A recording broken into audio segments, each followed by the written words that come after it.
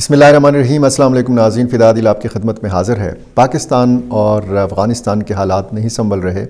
آج دوسرے دن بھی افغانستان سائڈ سے فائرنگ ہوئی ہے پاکستانی پوسٹ کے اوپر۔ وہی سیکٹر ہے،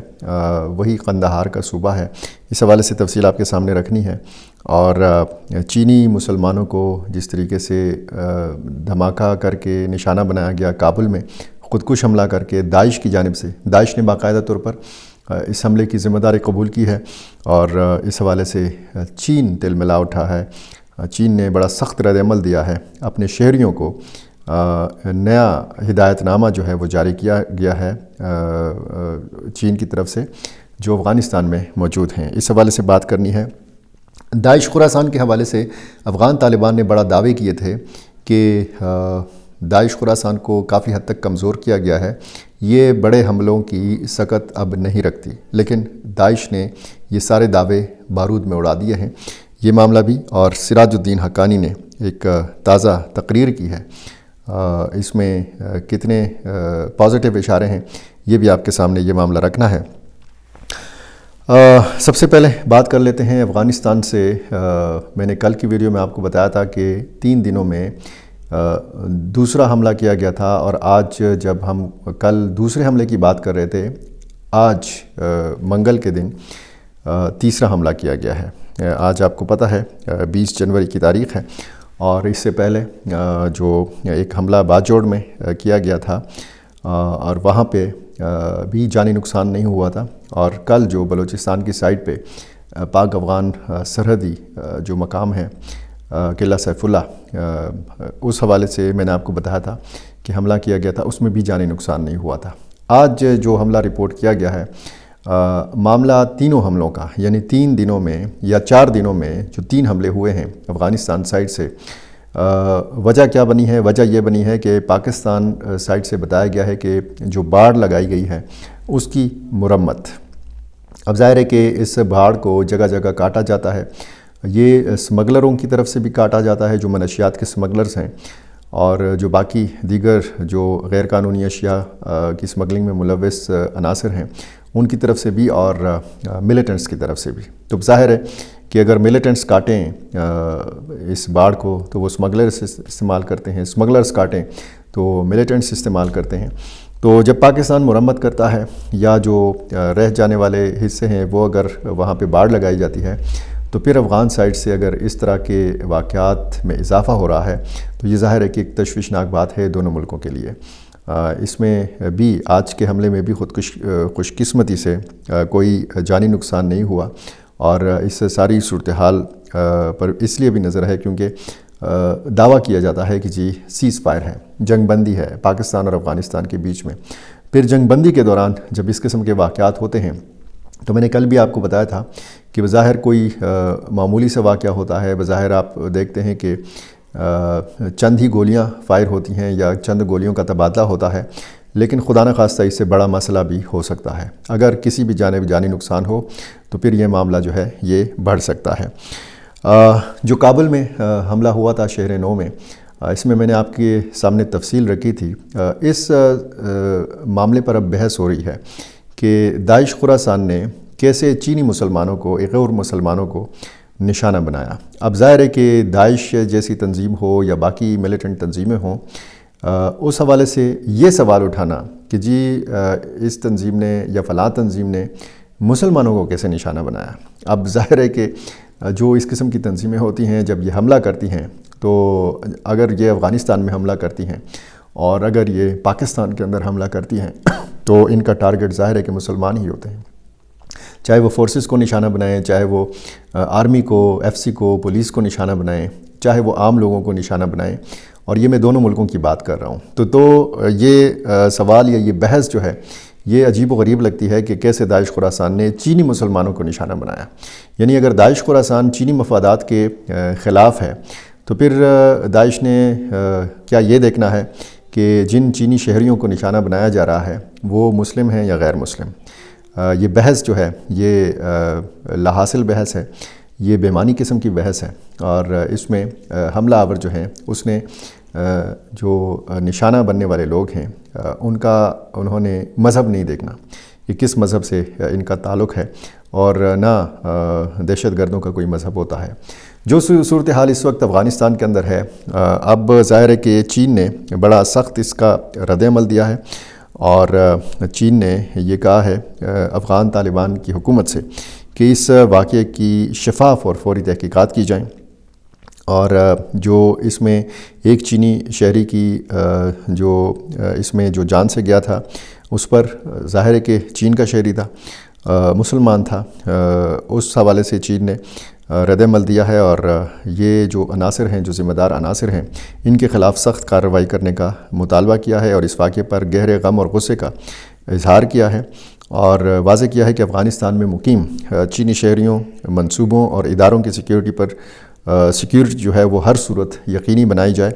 اور حملے میں ملوث افراد کو جلد از جلد انصاف کے کٹہرے میں لایا جائے۔ چین نے سیکیورٹی کے ابتر صورتحال کے پیش نظر اپنے شہریوں کو افغانستان میں غیر ضروری سفر نہ کرنے کی ہدایت کی ہے، اور کہا ہے کہ وہ احتیاط برتیں، ساتھ ہی وہاں موجود چینی کمپنیوں کو حفاظتی اقدامات مزید سخت کرنے اور پرخطر علاقوں سے فوری انخلاء کا حکم بھی دیا گیا ہے۔ میں نے کل ہی آپ کو بتایا تھا کہ جو افغانستان اور تاجکستان کا جو سرحدی علاقہ ہے، یہاں سے چین نے اپنے تاجک سفارت خانے کے ذریعے ہدایات دی ہیں کہ چینی شہری یہ علاقہ چھوڑ دیں۔ اب ظاہر ہے کہ وہاں پہ سونے کے کان ہیں، باقی معدنیات ہیں، یہاں پہ چینی کمپنیاں کام کرتی ہیں، چینی ماہرین جو ہیں یہاں سرگرم ہیں، تو اس قسم کے جو حملے ہیں یہ چینی مفادات کو نقصان پہنچاتے ہیں، اور ظاہر ہے کہ یہ افغان طالبان کا بھی بڑا نقصان ہے۔ یہ ایسا نہیں ہے کہ صرف چینی مفاد کو نقصان پہنچ رہا ہے۔ اگر افغان طالبان سرمایہ کاری چاہتے ہیں، اگر وہ سفارتی تعلقات چاہتے ہیں، اگر وہ اقتصادی روابط دنیا کے ساتھ بڑھانا چاہتے ہیں، تو پھر ظاہر ہے کہ افغانستان کو ایک پرامن سرزمین بنانا ہوگا۔ جس طریقے سے ہم کہتے ہیں کہ وہ کون ہے کہ جس نے پاکستان اور افغان طالبان کے تعلقات میں بگاڑ پیدا کیا، اور وہ کون ہے کہ جس نے افغان طالبان اور تاجکستان کے تعلقات میں جو ہے وہ خرابی پیدا کی، اور وہ کون ہے کہ جو افغان طالبان اور چین کے بیچ میں غلط فہمیاں پیدا کر رہا ہے۔ ظاہر ہے کہ ایسی تنظیمیں داعش خراسان ہو، پاکستانی کالعدم تنظیمیں ہوں، ایسٹ ترکستان اسلامک موومنٹ جیسی تنظیمیں ہوں، جماعت انصار اللہ ہو، جیش العدل ہو، یا باقی القاعدہ ہو، داعش خراسان ہو، جس تنظیم کے حوالے سے بھی کہا جاتا ہے کہ یہ افغان سرزمین پر موجود ہیں، تو ظاہر ہے کہ جن ممالک کو چیلنجز ہیں ان تنظیموں سے، تو ظاہر ہے کہ وہ پھر بات بھی کریں گے افغان سرزمین کے حوالے سے، وہ مطالبہ بھی رکھیں گے افغان طالبان کے سامنے، اور یہی کچھ ہو رہا ہے، اور یہی کچھ ہم دیکھ رہے ہیں کہ صورتحال کیا ہے۔ داعش خراسان ایک بڑا چیلنجنگ جو ہے آرگنائزیشن بن چکی ہے، تنظیم بن چکی ہے افغان طالبان کے لیے۔ افغان طالبان اس سے پہلے یہ دعویٰ کرتے رہے ہیں کہ جناب اس میں اب دم خم نہیں ہے بڑا حملہ کرنے کی، لیکن انہوں نے بتا دیا ہے کہ کتنا دم خم ہے۔ جس طریقے سے کابل میں اور اس سے پہلے بھی بڑے بڑے حملے افغانستان کے مختلف علاقوں میں، اور خصوصاً کابل میں داعش خراسان کی جو موجودگی ہے وہ بڑی ایک الارمنگ قسم کی صورتحال ہے افغان طالبان کے لیے۔ تو اگر یہ ساری صورتحال دیکھی جائے تو پھر ظاہر ہے کہ ہم یہ کہہ سکتے ہیں کہ نہ صرف پاکستان میں، افغانستان کے اندر بھی، بلکہ اس پورے ریجن میں داعش خراسان ایک خطرناک تنظیم کے طور پر ابھری ہے، اور اس نے جب بھی بیچ میں کوئی گیپ آیا ہے، بیچ میں کوئی خاموشی اگر ہم نے دیکھی ہے، اور پھر ہم نے اور لوگوں نے اور دفاعی ماہرین نے یہ سمجھ لیا ہے کہ داعش خراسان اب کمزور پڑ گئی ہے، ایسا نہیں ہے۔ داعش خراسان نے بارود میں یہ سارے دعوے جو ہیں یہ اڑا دیے ہیں افغان طالبان کے۔ اب افغان طالبان نے سوچنا ہے کہ کیسے اس افریط سے چھٹکارا حاصل کیا جا سکتا ہے۔ اگر افغانستان کے اندر کوئی تنظیم ہے، اگر افغانستان کے پڑوسی ممالک میں کچھ تنظیمیں سرگرم ہیں اور افغان طالبان کر سکتے ہیں کہ ان کے روکیں یا اپنی سرزمین استعمال کرنے سے ان کو منع کریں، تو پھر ظاہر ہے کہ یہ افغان طالبان کر سکتے ہیں، اور اس حوالے سے ان کو سنجیدگی سے سوچنا ہوگا۔ افغان وزیر داخلہ سراج الدین حقانی نے کہا ہے کہ طویل عرصے کے بعد ہمارے وطن میں امن قائم ہوا ہے، ہم دوسروں کے لیے بھی بدامنی نہیں چاہتے، پاکستان ہمارا ہمسائے ملک ہے، ہم وہاں بھی بدامنی کے خواہاں نہیں ہیں۔ ہم کسی کو اپنی سرزمین سے نقصان پہنچانے کا ارادہ نہیں رکھتے اور دوسروں سے بھی یہی توقع رکھتے ہیں۔ پکتیکا میں ایک جنازے کے موقع پر انہوں نے خطاب کیا لوگوں سے، لوگوں کی بڑی تعداد جمع ہوئی تھی، اور یہ تازہ تقریر ہے سراج الدین حقانی کی اور اس میں انہوں نے یہ بھی کہا کہ جو مسائل قبضے کے زمانے سے علاقے اور ملک میں باقی رہ گئے ہیں انہیں ہم بات چیت، جرگوں اور مذاکرات کے ذریعے حل کریں گے۔ اگر ہم جنگ میں طاقتور ہیں اور ہمیشہ اپنا میدان ہم نے سنبھالا ہے اور جیتا ہے تو جرگوں اور مذاکرات میں بھی ہم کمزور نہیں ہیں۔ سراج الدین حقانی نے یہ باتیں جو ہے پکتیکا کے برمل ضلع میں شہید مولوی غلام نافذ کے بھائی کی نماز جنازہ کے موقع پر خطاب کے دوران کہی۔ یہ صورتحال جو ہے اس سے پہلے بھی سراج الدین حقانی نے پازیٹیو باتیں کی ہیں افغان سرزمین کے حوالے سے بھی، پاکستان کے حوالے سے بھی، اور جس کا خیر مقدم بھی کیا گیا اسحاق ڈار نائب وزیر اعظم پاکستان کی جانب سے۔ دیکھتے ہیں آنے والی دنوں میں کیا نئی ڈیولپمنٹ سامنے آتی ہیں، خصوصاً یہ جو حملہ ہوا ہے کابل میں، جو دھماکہ ہوا ہے، اس نے سیکیورٹی ماہرین کو ایک بار پھر یہ سوچنے پر مجبور کر دیا ہے کہ کیا افغانستان کے اندر جو دعویٰ کیا گیا تھا کہ جی وہاں پہ امن قائم کیا گیا ہے، وہاں پہ تشدد کا خاتمہ ہے، جنگ کا خاتمہ ہو چکا ہے،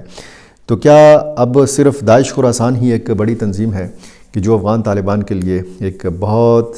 بڑے درد سر کی صورت میں آ کھڑی ہوئی ہے؟ آنے والے دنوں میں اس پر مزید بھی ہم بات جاری رکھیں گے۔ فی الحال جو اطلاعات آتی ہیں پاک افغان سرحد سے اور بہت سارے دوسرے معاملات کے حوالے سے، میری ہمیشہ کوشش ہوتی ہے کہ میں آپ کے سامنے بر وقت رکھ سکوں، اور پچھلی ویڈیو میں نے آپ سے گزارش کی تھی کہ کمنٹ ضرور کیجئے گا، شیئر کیجئے گا، لائک کیجئے گا، کیونکہ ریچ میرے چینل کی کم ہوئی ہے، لیکن پچھلی ویڈیو میں آپ نے جس محبت کا اظہار کیا ہے اس کا نتیجہ بھی آپ دیکھ سکتے ہیں کہ پچھلے چند دنوں میں ویوز کی تعداد جو گر گئی تھی وہ ایک بار پھر سے اٹھنے لگی ہے، اور یہ ظاہر ہے کہ آپ کے سپورٹ کے بغیر ممکن نہیں ہے۔ میرے ساتھ اسی طرح جڑے رہیے، میرا چینل آپ نے چیک کر لیجئے، اگر سبسکرائب آپ نے نہیں کیا تو یہ کر لیجئے، اور مجھے اسی طرح اپنی رائے سے ضرور نوازا کیجئے۔ بہت شکریہ۔